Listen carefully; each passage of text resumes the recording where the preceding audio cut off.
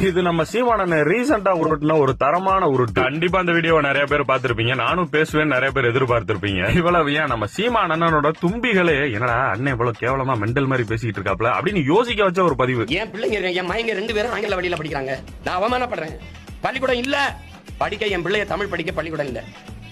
வீட்டுல நாங்க பேசி என் பிள்ளைகளுக்கு தமிழ். அதாவது நம்ம கவர்மெண்ட் ஸ்கூல் அங்கிட்டு ஓரமா வைப்போம், அதுக்கு அப்புறம் வருவோம். அதை பத்தி பேசினா உடனே அண்ணனை சாணியால் அடிக்கிற மாதிரி இருக்கும். கொஞ்ச நாளைக்கு முன்னாடி என் மைனெல்லாம் நான் படிக்கவே வைக்க மாட்டேன், படிப்புல என்ன கிடைச்சிட போது, நான் ஆடு மாடு மேய்க்க விடுவேன் அப்படின்னு சொன்ன அண்ணன் ஏதோ ஒரு புத்தி படிக்க வச்சிருக்காப்ல. அதுக்கு முதல்ல ஒரு வாழ்த்துக்கள் சொல்லிடலாம். அப்படிலாம் நான் சொல்ல மாட்டேன், அந்த ஆரம்பத்துல இருந்து படிக்க வச்சுக்கிட்டே இருக்காப்ல. உங்களை மாதிரி தும்பிகளத்தையும் படிக்க வைக்க கூடாதுன்ற வெறியில திருறாப்ல. அது ஏன்னு தெரியல, நீங்க தான் கேட்டு தெரிஞ்சு. அண்ணே கவர்மெண்ட் ஸ்கூல் எல்லா இடத்துலயும் இருக்குன்னு தமிழ் வழியில தான் சொல்லி தராங்க. உங்க ஊர் இளையாங்குடியிலயும் இருக்கு, சிவகங்கையிலயும் இருக்கு. உங்களை மாதிரி ஆளுங்க வாயிலே உருட்டி இருக்கிற பிள்ளைல பூரா இங்கிலீஷ் வழியில படிக்க வைக்கிறனால தானே கவர்மெண்ட் ஸ்கூல் எல்லாம் இழுத்து மூடிட்டு இருக்காங்க. 200 ஸ்கூல் மூடிட்டாங்கன்னு. ஏன்னே இப்படி அநியாயமா உருட்டிட்டு இப்ப பாரு, நீ கடிச்சு ஜாம்பியான தம்பி பூரா என்னைய கடிக்க